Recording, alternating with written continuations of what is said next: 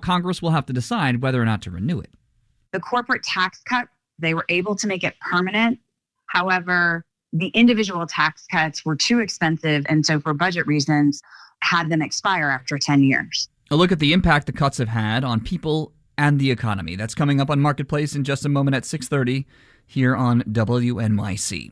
We have some winter weather on the way tonight, probably starting later on. It'll start as snow and switch more to rain as the morning progresses.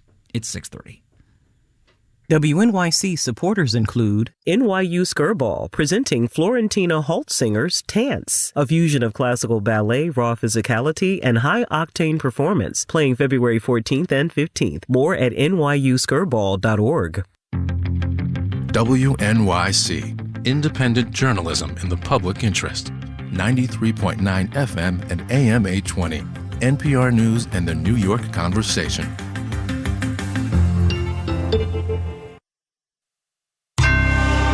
Marketplace is supported by The Economist, devoted to providing independent journalism that makes sense of the news shaping the world. More at economist.com or with The Economist app, newsletters, and podcasts. On the program today, this economy and the law. From American Public Media, this is Marketplace. Marketplace is supported by Glassdoor. See who's hiring, what they're paying, and join conversations with professionals in the new Glassdoor community. Now with expert tips for career success from best-selling work-life author Adam Grant. All on the Glassdoor app. And by Amazon Business, aiming to help save time by offering smart business buying solutions, so there's more time to focus on growing the business and less time doing the admin. More at amazonbusiness.com. In Los Angeles, I'm Kai Ryssdal. It is Wednesday today, the 5th of February. Good as always to have you along, everybody. We are all becoming more familiar this week with parts of this economy that until now had just worked. Most prominently, the critical Treasury Department payments system. Elon Musk and his allies have taken some degree of control of that system and others, and that, and all the rest of what's happening, get right to the heart of how this economy is run. Blake Emerson is a professor of law and political science at UCLA. Blake, it's good to have you on the program again. Thanks, Kai. It's good to be here. I think it's important to avoid euphemism and innuendo in this conversation and all the conversations that are being had about this.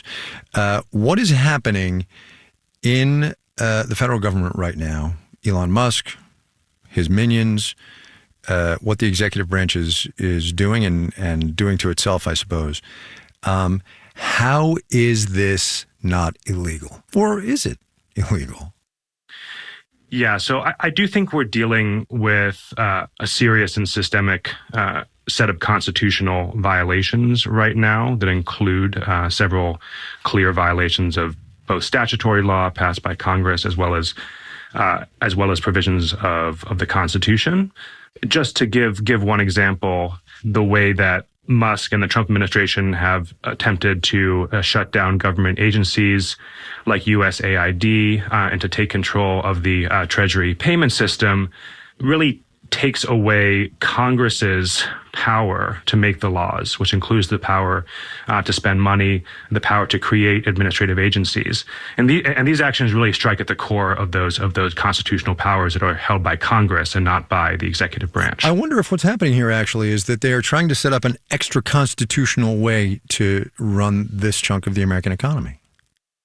That's right. I mean, I see a risk that there is a kind of shadow executive branch that's operating alongside of and within and maybe displacing the structure that is set up by the Constitution and by the laws enacted by Congress. And so when you have Musk and Musk's assistants taking over a system that's housed in the Treasury without meeting the requirements for appointments that are set up in the Constitution, that subverts the accountability structures that the framers designed What's not clear now is who exactly is running the show. And that includes questions about whether the Treasury Secretary is in charge or is Musk in charge, but also more fundamentally, who holds the executive power right now? I mean, the Constitution says that the executive power shall be vested in a president of the United States. And at the moment, with this kind of sweeping delegation of executive power to Musk, I think there's some genuine doubt about whether that executive power is where it's supposed to be. One wants government to be as best as possible risk-free. And it seems to me by doing all of this, they are exposing the United States writ large, all of us and our interactions and negotiations and contracting and all of this, to an immense amount of risk. That's right. So I think one problem here is that transactions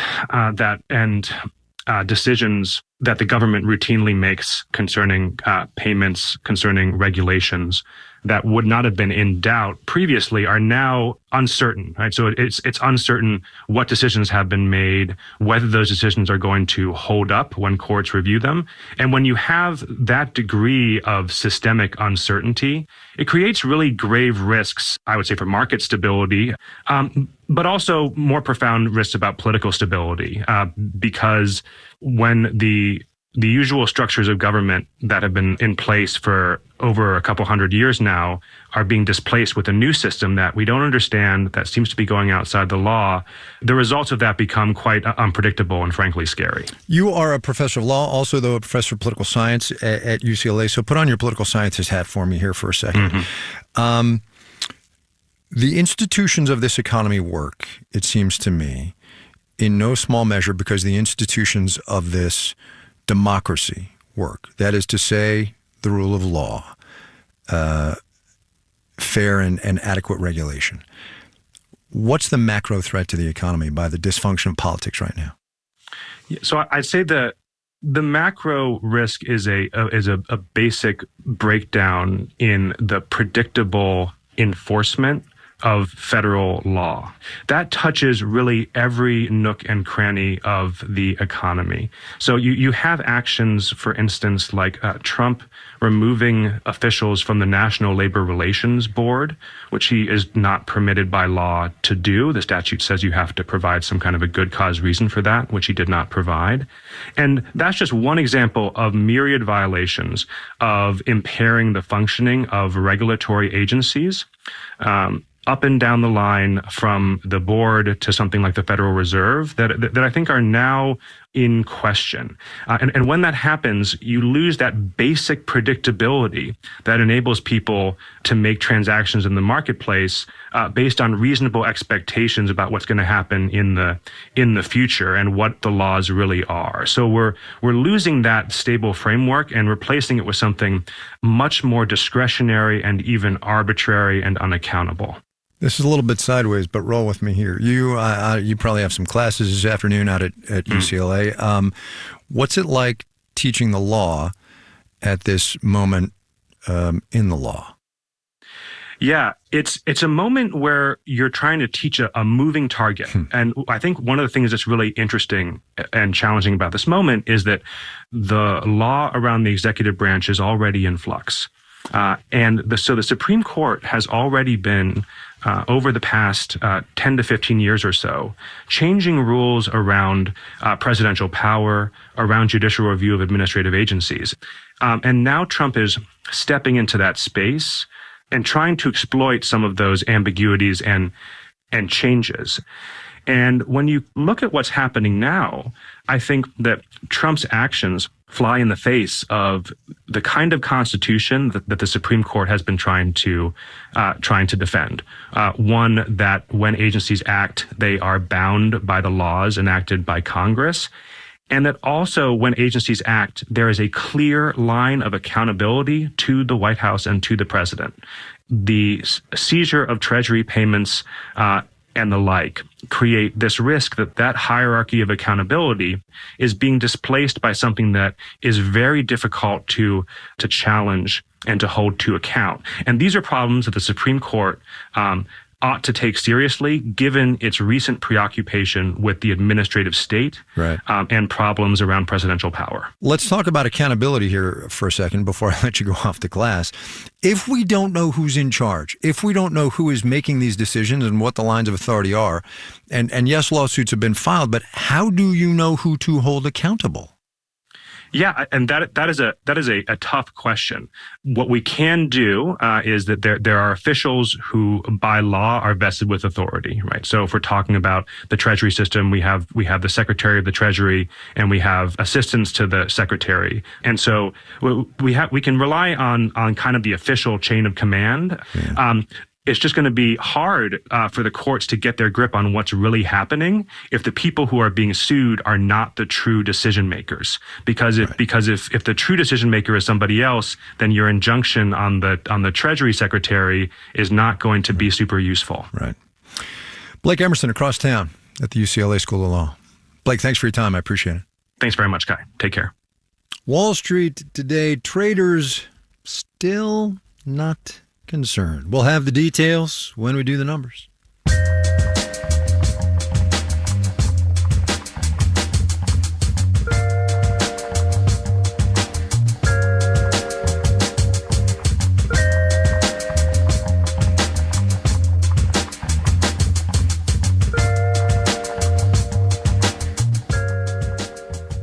The way it works on weeks when we get the government's unemployment report, which is this week, it's coming to us on Friday.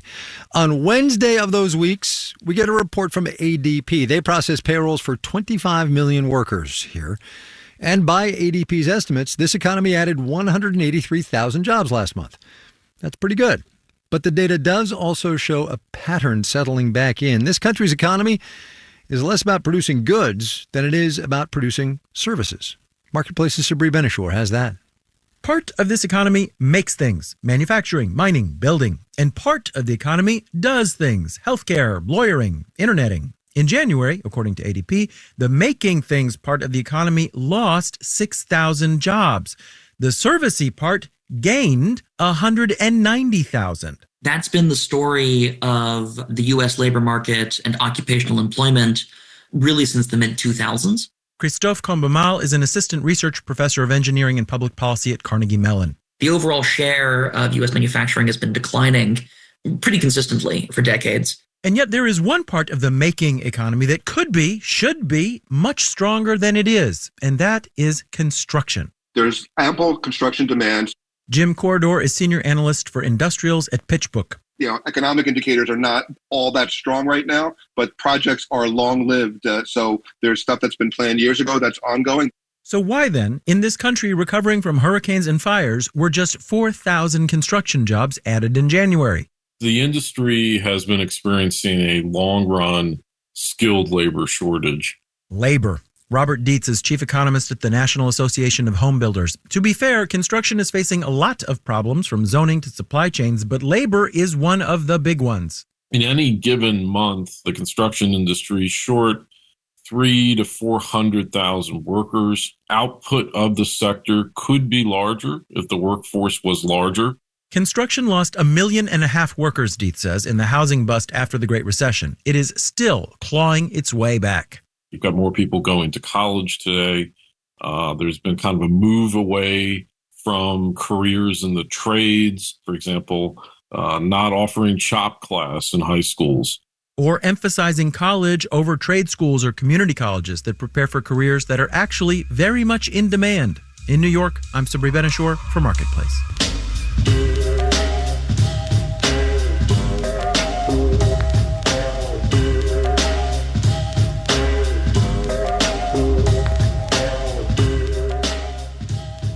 Early estimates of the Eaton and Palisades fires here in L.A. last month said they could wind up being the most expensive in U.S. history. A new report from UCLA puts more concrete numbers to those estimates. It says that between them, those two fires likely caused $75 billion worth of just insured losses. That is 3 times more than the next 4 most destructive California wildfires combined. Marketplace's Kaylee Wells has more on what made this pair of fires so devastating. The simple answer, they're urban fires. The more structures that burn, the more expensive the fire is. Thing is, urban fires aren't a new problem. What we're really talking about is a return to the urban conflagrations of the 19th century is what we're actually seeing. Michelle Steinberg with the National Fire Protection Association says the majority of the homes in the Eaton fire footprint, for example, were built before 1950, long before modern fire codes, which makes them more flammable.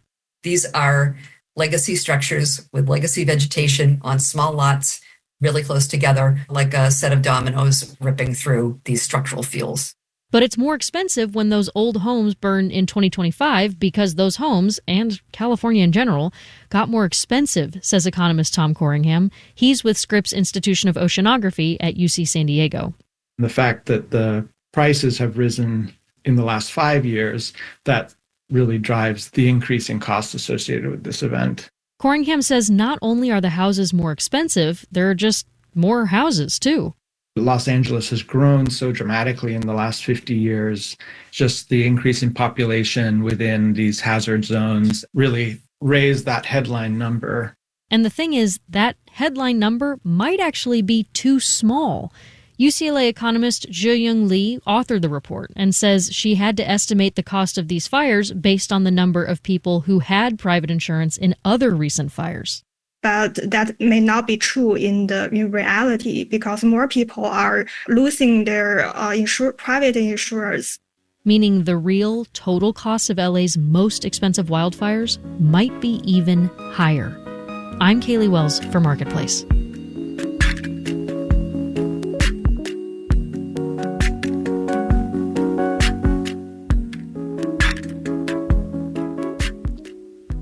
Coming up. You can live on the water for a fraction of the price that you could live on land. Affordable housing in unexpected places. But first, let's do the numbers. Dow Industrial's up 317 points today, 0.7%, 44,873. The NASDAQ added 38 points, about 0.2%, 19,692. The S&P 500 found 23 points in the couch cushions, 0.4%, 6,061. Alphabet reported lower than expected revenues from its cloud computing business. Google's parent also said it plans to invest another $75 billion into its AI business. Alphabet, nonetheless, gave up 7.3% today. Strong demand for Hot Wheels helped Mattel beat Wall Street's fourth quarter sales and profit estimates, and it projects higher than expected profits for the fiscal year. Mattel sped up 15.3%. That is a lot of Hot Wheels, tell you that. Bonds rose, yield on the 10-year T-note down 4.42%. You're listening to Marketplace. Marketplace Numbers is supported by Rubrik, cyber resilience for unstoppable business. Rubrik.com. Marketplace is supported by Progressive Insurance, providing direct car insurance rates side by side with other insurance carriers. Customers can see rates and find an option that works for their needs. Now that's Progressive. Learn more at Progressive.com. And by Odoo, management software designed to unite every aspect of business into one simple platform. Odoo aims to take businesses to the next level. ODOO.com. Everything any business will ever need. And by the Peter G. Peterson Foundation, a nonpartisan organization dedicated to raising awareness and accelerating action on America's fiscal challenges to build a brighter economic future for the next generation. Learn more at pgpf.org.